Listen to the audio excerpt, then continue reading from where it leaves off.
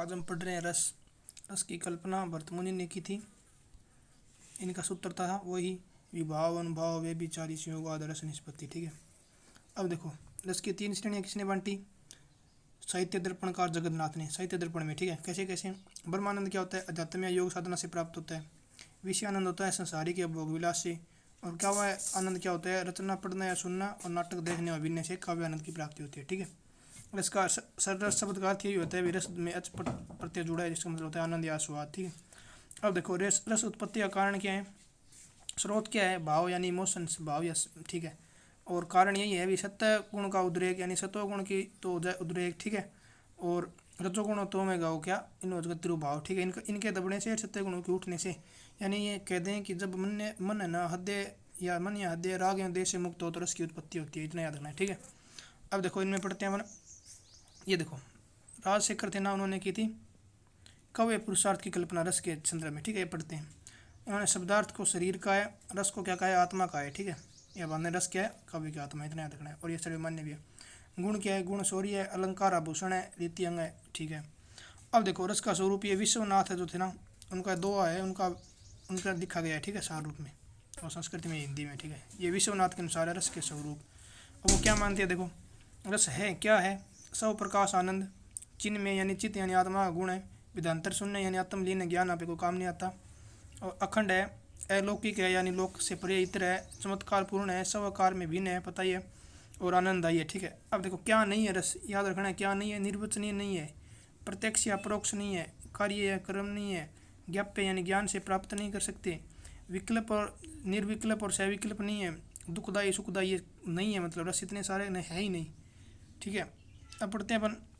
रामचंद्र शुक्ल क्या कहते हैं रस के बारे में कि जैसे आत्मा की मुक्तावस्था ज्ञान दशा है, वैसे हृदय की मुक्तावस्था रस दशा। ये तो पता ही है, बहुत बार आज का इंपॉर्टेंट ये।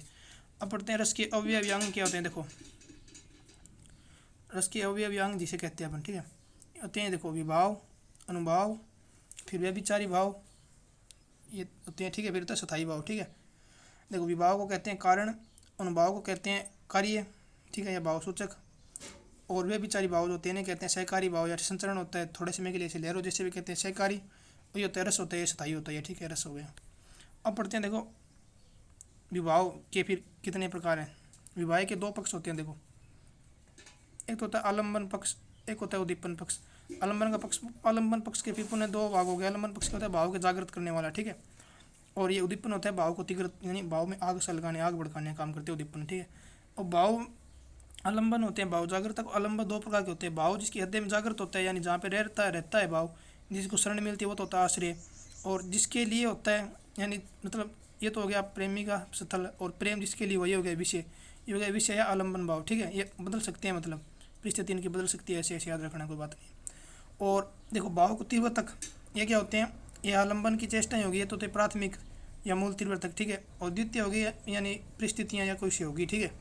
या वातावरणीय हो जाते हैं द्वितीय। ठीक है। होते हैं भाव के उद्दीपक। ठीक है। भाव के उद्दीपक। और पढ़ते हैं। देखो, ये याद रखना है कि आलम्बन की जो चेष्टाएँ होती है ना, वो तो कहलाती है उद्दीपन, और आश्रय की चेष्टा अनुभाव कहलाती है, यानी जिसके हृदय में जो प्रेम हुआ है वो जो क्रिया करते हैं वो अनुभाव कहलाते हैं। देखिए, अनुभाव कितने प्रकार के होते हैं।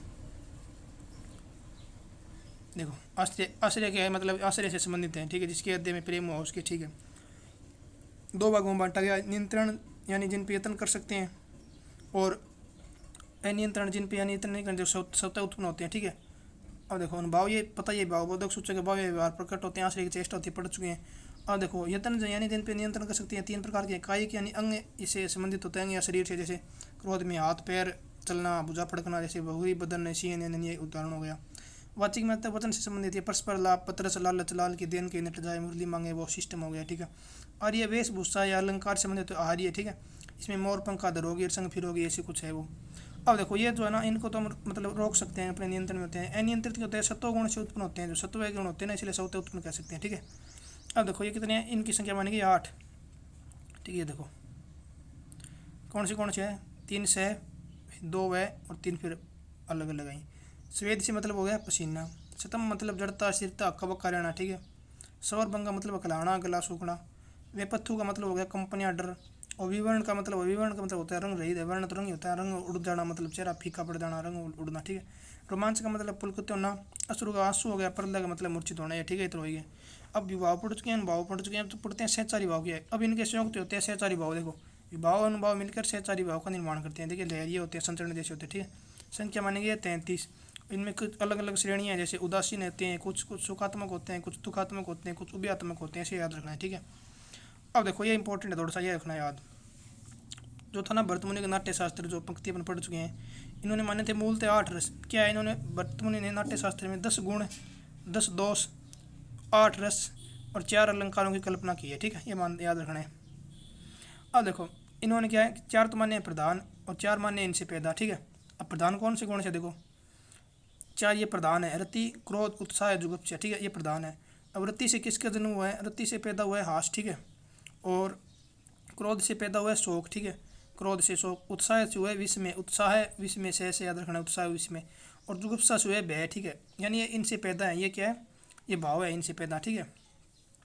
अब देखो इनको क्या याद रखना है, इनमें इनमें आचार्य रामचंद्र शुक्ल क्या कहते हैं, रति और उत्साह ना, रति और उत्साह यानी श्रृंगार, हास्य, वीर, अद्भुत होते हैं सुखदायी, ठीक है। और करुण और भयानक, रौद्र और घृणा यानी क्रोध और जुगुप्सा ये होते हैं दुखदायी। आचार्य रामचंद्र शुक्ल ने इनको ये मान दिया, ठीक है, इतना याद रखना है बस। और देखो ये था ना शांत, शांत था नौवां रस। नौवां रस क्या था, शांत, शांत की जिसे कि जिसका स्थायी भाव क्या होता है, निर्वेद होता है, ठीक है। तो इसकी कल्पना की थी उद्भट ने, ठीक है, उद्भट ने याद रखना है, उद्भट ने। और एक हुए थे अपने रुद्रट, रुद्रट ने क्या है, रुद्रट ने प्रियान नामक 10वें की कल्पना की थी, यानी 10वें स्थान पर उन्होंने किसे को रखा था, प्रियान को, ठीक है, याद रखना है। रुद्रट ने 10वें की कल्पना की जो प्रियान था। और फिर बाद में ये भी माने गए 10वां 11वां, जैसे 10वें में वत्सल हो गया, जिसमें पुत्र प्रेम होता है, एक भक्ति हो गया जिसमें भगवान के प्रति जो भक्ति होती है, इतना याद रखना है अपने को, ठीक है। देखो अब देखो ये पढ़ चुके हैं अपन, श्रृंगार रस का भाव होता है रति। अब इनका भाव पढ़ लेते हैं। देखो मूल भाव क्या होता है, श्रृंगार रस का रति होता है, हास्य का हास होता है, पता है, शोक का करुण होता है, कैसे क्या है, रौद्र का क्रोध होता है, अद्भुत का विस्मय होता है, वीर का उत्साह होता है, और भयानक का भय होता है, घृणा का जुगुप्सा होती है, ठीक है, इतना याद रखना है बस। अब पढ़ देते हैं अपने थोड़ा सा श्रृंगार रस के बारे में। श्रृंगार रस के रसों का राजा कहते हैं, ठीक है, श्रृंगार रस को, ठीक है। देखो श्रृंग का मतलब क्या होता है, श्रृंग उगना है, चोटी एक गोता होता है।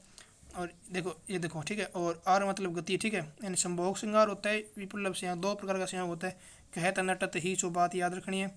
और वियोग श्रृंगार में स्थिति होती है, पूर्व राग मान प्रवास, और दशाएँ होती है, विलासा चिंता स्मृति भी होती है, ठीक है। और इनका वर्ण क्या होता है, श्याम होता है, और देवता होता है विष्णु, इतना याद रखना है बस, ठीक है। व्यापकता है गाने से रस का राजा कहते हैं, इतना याद रखना बस।